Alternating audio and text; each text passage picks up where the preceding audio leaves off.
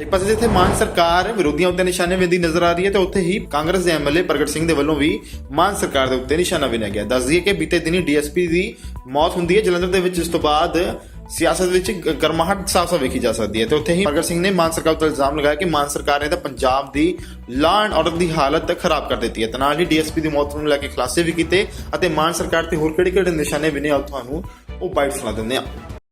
नया साल चढ़ा है। नए साल पर पंजाब पुलिस के डीएसपी की डेड बॉडी मिली है नहर के पास से। आशंका जताई जा रही है कि उसकी हत्या की गई है क्योंकि पोस्टमार्टम के दौरान उसके गले से गोली जो निकाली गई है। तो ऐसे में पंजाब के कानून व्यवस्था को लेकर क्या देखते हैं? नहीं देखो, कानून व्यवस्था का तो इतना बुरा हाल है क्योंकि अगर डीएसपी की हत्या कर दी गई है और इससे बड़ी और क्या बात हो सकती है, क्योंकि रोज डंडोरा पीटते हैं भगवंत मान जी कि हमारे सूबे में बड़ी अमन शांति है, हम तरक्की बहुत कर रहे हैं, लेकिन जिस सूबे में इवन डीएसपी भी स्पेयर नहीं किए जाते, वहाँ आप देख सकते हैं कि कैसी इनकी कानून व्यवस्था है।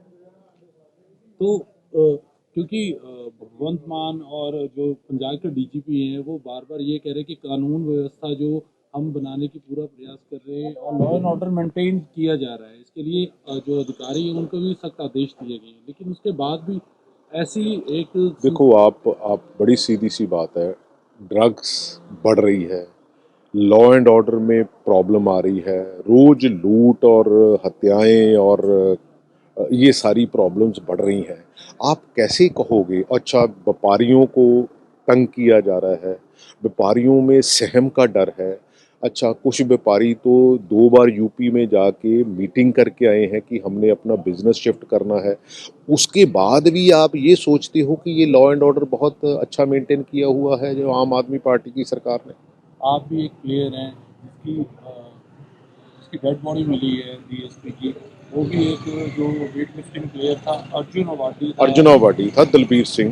तो ऐसे में क्योंकि ये भी देख रहे हैं मामला कहीं ना कहीं, क्योंकि पीछे कुछ दिनों पहले एक गांव में उनका एक विवाद हो गया था जब गोली चलाने की भी घटना सामने आई थी, तो उसके बाद उनकी डेड बॉडी मिलना तो कहीं ना कहीं नहीं देखो, है तो ये बिल्कुल शंका जो है वो कहीं ना कहीं तो ये जब अगर पुलिस ठीक थ्योरी पे काम करेगी तो मेरा ख्याल है कि इसके नतीजे जो हो निकल आएंगे। लेकिन बात ये है कि लोगों में जो स्नेहा जाता है, मैसेज जाता है, वो बिल्कुल गलत जा रहा है कि लॉ एंड ऑर्डर दिन ब दिन डिटीरियोरेट हो रहा है। कल पुलिस अधिकारी ने पहले ये मीडिया में स्टेटमेंट दे दी कि उनकी जो एक्सीडेंट कारण उनकी जो नहीं देखो, ये तो इमैच्योर स्टेटमेंट है। मैं नहीं समझता कि जितनी देर हम उनका पोस्टमार्टम नहीं करवा लेते, जितनी देर हम उसके रीजंस नहीं पता कर लेते, उतनी देर हमें मेरा ख्याल ऐसी स्टेटमेंट कमिट ही नहीं करनी चाहिए कि हाँ भाई जो वो नेचुरल उनकी डेथ हुई है। पंजाब की सीएम भगवंत मान ने कांग्रेस को लेकर तंज कसा है। उन्होंने कहा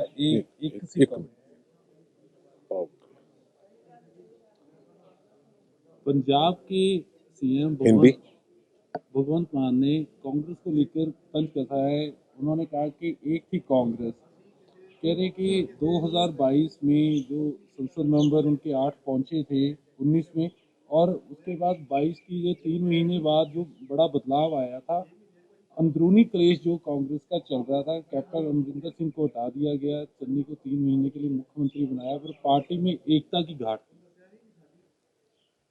देखो, ये जो मानसिकता है भगवंत मान की, यही मानसिकता बीजेपी की है। देखो, ये कहते हैं कि हम कांग्रेस मुक्त भारत बनाएंगे, ये किसकी मानसिकता है? ये तो पब्लिकली बीजेपी कह चुकी है। भगवंत मान भी वही कहते हैं कि एक थी कांग्रेस।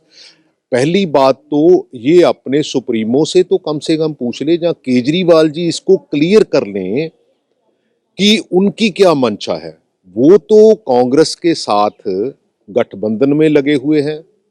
इनके जो फाइनेंस मिनिस्टर है जो चीमा जी, उन्होंने स्टेटमेंट दी है। केजरीवाल जी लगे हुए हैं कि हमने इंडिया गठजोड़ बनाया है। इसका मतलब ये हुआ कि मैं क्यों कहता हूं कि ये बीजेपी की बी टीम है।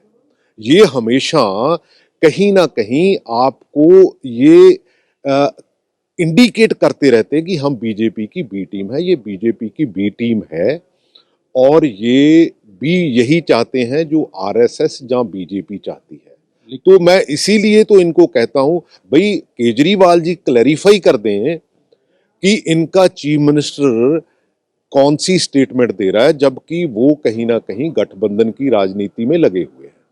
वही जैसे आपने अभी ये बयान दिया है कि इंडिया गठबंधन को लेकर, अगर आप उसको बी टीम मान रहे हैं तो फिर जो कांग्रेस है हाईकमान है, फिर वो गठबंधन नहीं, क्यों कर रही है? हम तो भाई कह चुके हैं, लेकिन एट द सेम टाइम मैं इसलिए कहता हूं, इनका क्या इंडिकेशन है कि एक थी कांग्रेस, भगवंत मान ने जो कटाक्ष कांग्रेस के ऊपर कसा है, इसका मतलब ये हुआ कि इनकी और जो बीजेपी की सोच है वो एक है, ये उनकी बी टीम है। ये भगवंत मान जी भी क्लैरिफाई कर दें और ये केजरीवाल जी भी क्लैरिफाई कर दें। मैं इसीलिए तो कहता हूं कि ये उनकी बी टीम है।